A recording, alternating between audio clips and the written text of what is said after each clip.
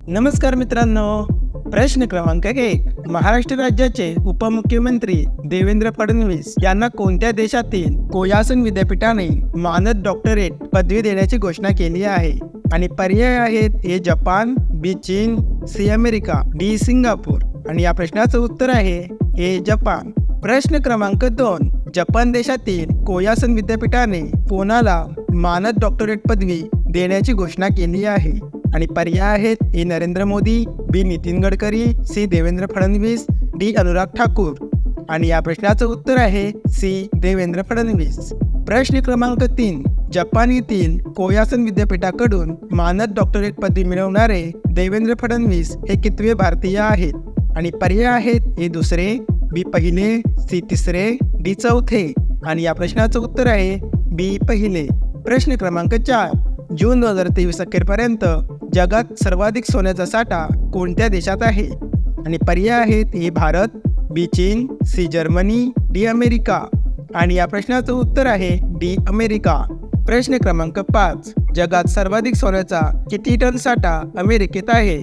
आणि पर्याय आहेत: ए 8,770, बी 8,450, सी 8,133, डी 8,570. आणि या प्रश्नाचं उत्तर आहे सी 8,133. प्रश्न क्रमांक 6. जून 2023 अखेरपर्यंत भारतात एकूण किती टन सोन्याचा साठा आहे? आणि पर्याय आहेत: ए 700, बी 797, सी 560, डी 675. आणि या प्रश्नाचं उत्तर आहे बी 797. प्रश्न क्रमांक 7. वर्ल्ड ऑफ स्टॅटिस्टिक्सच्या आकडेवारीनुसार देशातील एकूण वाईन उत्पादनाच्या किती टक्के उत्पादन महाराष्ट्र राज्यात होते? आणि पर्याय आहेत: ए 70%, बी 80%, सी 60%, डी 90%. आणि या प्रश्नाचं उत्तर आहे डी 90%. प्रश्न क्रमांक 8. महाराष्ट्र राज्यातील कोणत्या जिल्ह्याला देशाची वाईन कॅपिटल म्हणतात? आणि पर्याय आहेत: ए नाशिक, बी सांगली, सी सातारा, डी जळगाव. आणि या प्रश्नाचं उत्तर आहे ए नाशिक. प्रश्न क्रमांक 9. जगात वाईन उत्पादनामध्ये कोणता देश प्रथम क्रमांकावर आहे? आणि पर्याय आहेत: A Bharat, B America, C Germany, D France. आणि या प्रश्नाचं उत्तर आहे बी अमेरिका. प्रश्न क्रमांक 10. अमेरिकेत जगाच्या एकूण किती टक्के वाईन उत्पादन होते? आणि पर्याय आहेत: ए 8.56%, बी 7.89%, सी 6.78%, डी 8.67%. आणि या प्रश्नाचं उत्तर आहे डी 8.67%. प्रश्न क्रमांक 11. RBIने जाहीर केलेल्या आकडेवारीनुसार देशात 2023 वर्षामध्ये कोणत्या राज्यात सर्वाधिक FDIचे प्रस्ताव आले आहेत? आणि पर्याय आहेत: ए महाराष्ट्र, बी गुजरात, सी उत्तर प्रदेश, डी राजस्थान. आणि या प्रश्नाचं उत्तर आहे सी उत्तर प्रदेश. प्रश्न क्रमांक 12. RBIच्या आकडेवारीनुसार देशात 2023 मध्ये कोणत्या राज्यात सर्वात कमी FDIचे प्रस्ताव आले आहेत? आणि पर्याय आहेत: ए आसाम, बी हरियाणा, सी गोवा, डी हिमाचल प्रदेश. आणि या प्रश्नाचं उत्तर आहे ए आसाम. प्रश्न क्रमांक 13. RBIच्या आकडेवारीनुसार 2023 वर्षात महाराष्ट्रात किती FDI टक्के प्रस्ताव आले आहेत? आणि पर्याय आहेत: ए 8.8%, बी 8.9%, सी 7.8%, डी 7.9%. आणि या प्रश्नाचं उत्तर आहे डी 7.9%. प्रश्न क्रमांक 14. RBIने जाहीर केलेल्या आकडेवारीनुसार देशात सर्वाधिक FDIचे किती टक्के प्रस्ताव उत्तर प्रदेश राज्यात आले आहेत?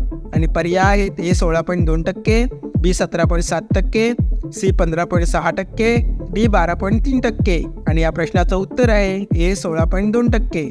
प्रश्न क्रमांक 15. RBIनुसार 2022 या वर्षामध्ये सर्वाधिक FDI प्रस्ताव येण्यामध्ये कोणते राज्य प्रथम क्रमांकावर आहे? आणि पर्याय आहेत: ए कर्नाटक, बी बिहार, सी महाराष्ट्र, डी केरळ. आणि या प्रश्नाचं उत्तर आहे सी महाराष्ट्र. प्रश्न क्रमांक 16. लंडन येथील ग्लोबल डाटा कंपनीच्या अहवालानुसार 2023 वर्षात भारतात कार्डद्वारे होणाऱ्या व्यवहाराचे प्रमाण किती लाख कोटी रुपयापर्यंत पोहोचू शकते? आणि पर्याय आहेत: ए 28.9, बी 27.9, सी 24.5, डी 23.8. आणि या प्रश्नाचं उत्तर आहे बी 27.9. प्रश्न क्रमांक 17. भारतातील कॅशलेस व्यवहाराचे प्रमाण यावर्षी किती टक्क्यांपर्यंत पोहोचण्याचा अंदाज आहे? आणि पर्याय आहेत: ए 28.6%, बी 26.8%, सी 24.5%, डी 23.9%. आणि या प्रश्नाचं उत्तर आहे ए 28.6%. प्रश्न क्रमांक 18. भारतीय अंतराळ संशोधन संस्था इस्रो कोणत्या देशाच्या सहकार्याने लुपेक्स ही मोहीम राबवणार आहे? आणि पर्याय आहेत: A Germany, B France, C Japan, D Russia.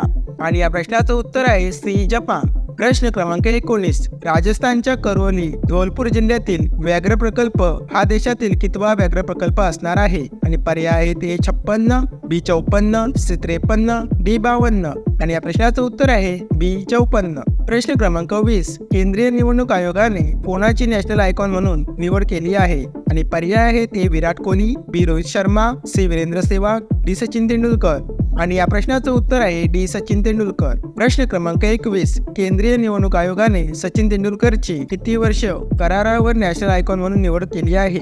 आणि पर्याय आहेत ए 2, बी 4, सी 3, डी 1. आणि या प्रश्नाचं उत्तर आहे सी 3. प्रश्न क्रमांक 22. नरेंद्र मोदी ब्रिक्स परिषदेत भाग घेण्यासाठी कोणत्या देशाच्या दौऱ्यावर गेले आहेत? आणि पर्याय आहेत ए चीन, बी दक्षिण आफ्रिका, सी श्रीलंका, डी रशिया. आणि या प्रश्नाचं उत्तर आहे बी दक्षिण आफ्रिका. प्रश्न क्रमांक 23. दक्षिण आफ्रिकामध्ये कितवी ब्रिक्स परिषद पार पडत आहे? आणि पर्याय आहेत ए 15, बी 13, सी 12, डी 10. आणि या प्रश्नाचं उत्तर आहे ए 15. प्रश्न क्रमांक 24. वाहनाच्या रस्ता सुरक्षा मानकांमध्ये सुधारणा करण्याच्या उद्देशाने देशातील स्वनिर्मित पहिला क्रॅश चाचणी उपक्रम भारत NCAPची सुरुवात कोणाच्या हस्ते झाली? आणि पर्याय आहेत ए अमित शहा, बी अश्विन वैष्णव, सी नरेंद्र मोदी, डी नितीन गडकरी. आणि या प्रश्नाचं उत्तर आहे डी नितीन गडकरी. प्रश्न क्रमांक 25. स्वदेशी वाहन सुरक्षा प्रणाली भारत NCAP उपक्रमात किती टनापर्यंत वजनाच्या मोटारीशी क्रॅश चाचणी घेण्यात येणार आहे?